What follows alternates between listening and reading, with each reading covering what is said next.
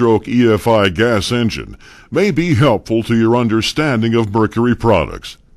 Here are the basic components of every four-stroke gas engine: a piston, a connecting rod, a crankshaft. As the piston travels up and down in the cylinder, this lateral motion is turned into a rotating motion at the crankshaft.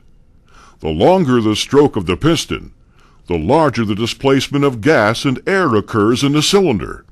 To propel that piston, we need to ignite a tiny bit of gas and a whole lot of air. This creates expansion inside the cylinder. The fuel delivery system consists of an air intake manifold, valves, intake and exhaust, a fuel injector, and a spark plug. A four-stroke engine is called a four-stroke because 4 up and down motions are needed to complete the cycle.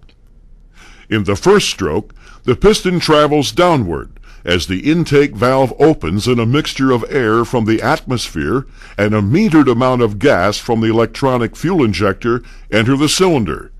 This is called the intake stroke. On the second stroke, the piston travels upward, compressing the air and fuel to make a highly combustible mixture. This is called the compression stroke.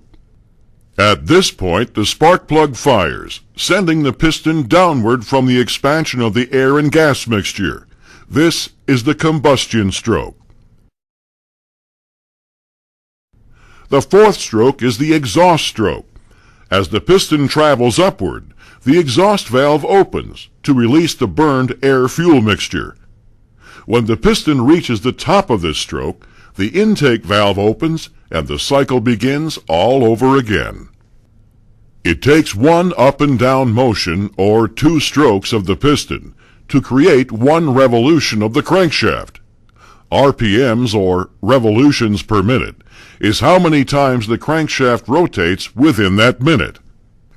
At wide open throttle, the crankshaft may turn at 5,000 RPMs, or a dizzyingly 83 times per second.